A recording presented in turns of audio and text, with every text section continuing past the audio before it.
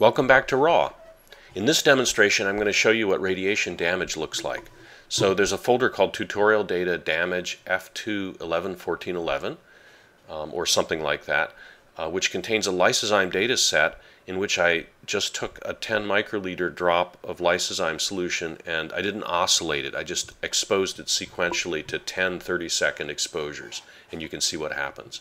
I've already switched to that folder using the little folder icon, and you'll notice the first thing in the file is there's some DAT files, an A_lyse buff A11001, and that is, I'm going to double click that and load it. That's the average buffer profile for all 10 exposures.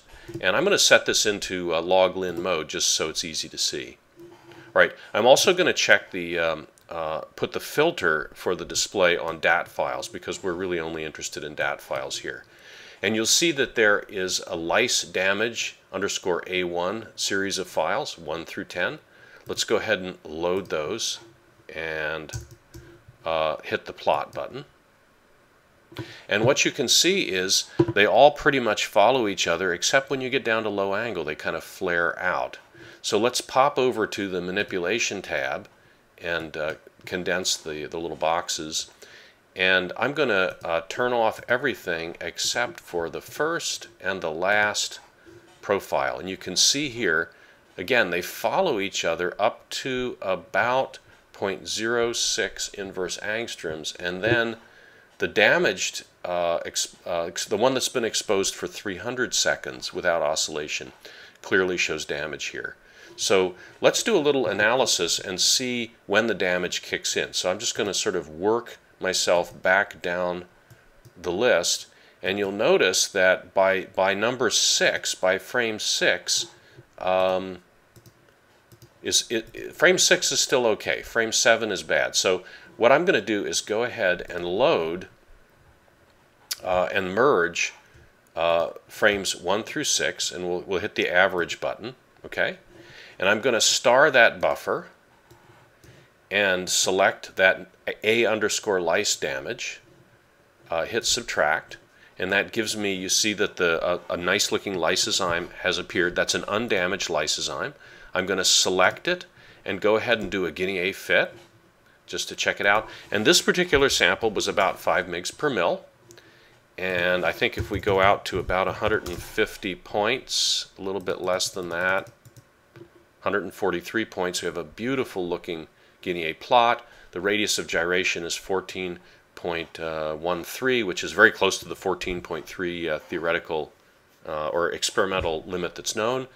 I'm going to go ahead and save this, and then you also want to right-click your mouse on that curve that you just performed the guinea analysis and go to Use as a Molecular Weight Standard.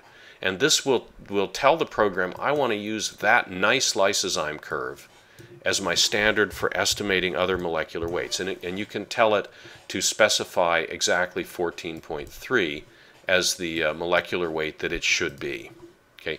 Now we can look at some of these other curves. So what I'd like to do is go back to the damaged curves. I'm just going to go ahead and instead of merging them, I'm going to separately subtract them. Remember, I still have the averaged buffer starred.